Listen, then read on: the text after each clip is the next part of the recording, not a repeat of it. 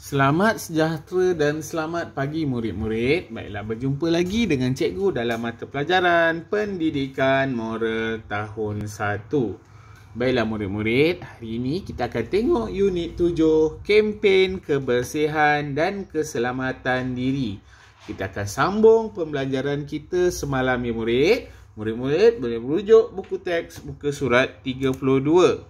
Ini ialah yang semalam kita dah buat perbincangan. Kempen kebersihan dan keselamatan diri.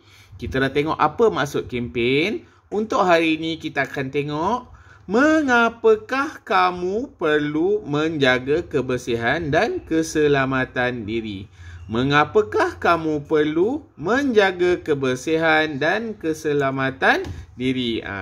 Ini telah kita bincangkan semalam.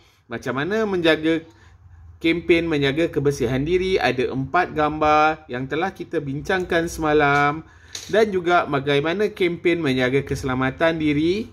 Ada 4 gambar yang diterangkan dalam banner gantung ini yang telah kita bincangkan semalam. Okey, baiklah. Untuk hari ini kita akan sambung perbincangan kita. Mengapa perlu menjaga kebersihan diri? Yang pertama, supaya badan sentiasa sihat. Kita kena menjaga kebersihan diri supaya badan sentiasa sihat. Murid tidak mudah jatuh sakit jika mengamalkan amalan kebersihan diri. Kerap membasuh tangan boleh menjauhkan diri murid dari virus dan kuman. Okey, terutama seperti semalam yang kita bincangkan pada zaman COVID sekarang. Sering basuh tangan, murid. Gunakan hand sanitizer. Sekarang di mana-mana pun ada hand sanitizer. Keluar kedai, masuk kedai, semua telah disediakan. Guna murid. Selalu shampoo rambut menghindarkan rambut dari kutu dan kelumur. Ya murid, kalau kita ada kutu dan kelumur, rakan-rakan tak nak dekat kepada kita kerana kutu tu boleh terbang menjangkit kepada rakan-rakan yang lain. Okey, memastikan kuku sentiasa pendek supaya tidak terdapat kuman pada kuku. Okey murid, okey seterusnya. Mengapa perlu menjaga kebersihan diri? Sentiasa kelihatan kemas dan juga segak. Ya, sekiranya kita menjaga kebersihan diri, kita akan sentiasa kelihatan kemas dan juga segak. Murid yang menjaga kebersihan akan kelihatan kemas dan segak. Rambut yang terurus disikat dengan rapi menjadikan murid lebih segak. Tengok yang ni. Ni murid kalau rambut tak terurus, nampak kelihatan selekeh. Tetapi kalau murid selalu sikat rambut, kemas, murid akan lebih kelihatan segak. Kuku yang pendek menunjukkan murid seorang yang menjaga kebersihan. Okey, murid kalau tengok, kalau kuku yang panjang hitam-hitam di depan ni, hitam-hitam di depan kuku inilah yang memerangkap kuman. Dan lepas tu kita makan dan akhirnya boleh menyebabkan keracunan makanan. Rakan-rakan pun yang lihat kalau kamu kuku panjang, rakan-rakan pun tak nak berkawan dan bermain dengan kamu. Jadi keraplah potong kuku.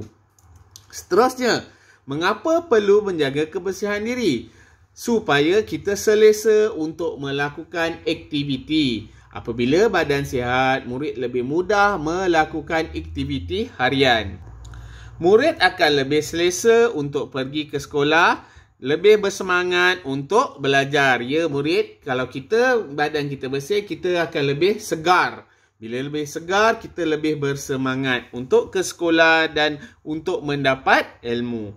Okey, seterusnya kita tengok mengapa pula perlu menjaga keselamatan diri. Yang pertama, dapat mengelak dari berlakunya kemalangan. Ya, lintas jalan menggunakan lintasan belang atau jejantas dapat mengelakkan berlakunya kemalangan.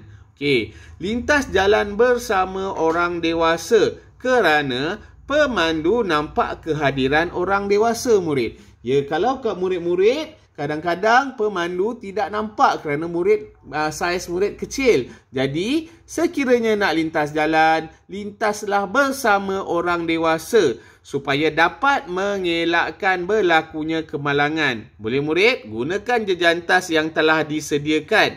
Jangan nak lintas di bawah je nak cepat. Boleh murid? Okey, seterusnya. Mengapa perlu menjaga keselamatan diri? Mengurangkan kecederaan. Murid yang menitik beratkan keselamatan diri akan mengurangkan kecederaan jika berlaku kemalangan.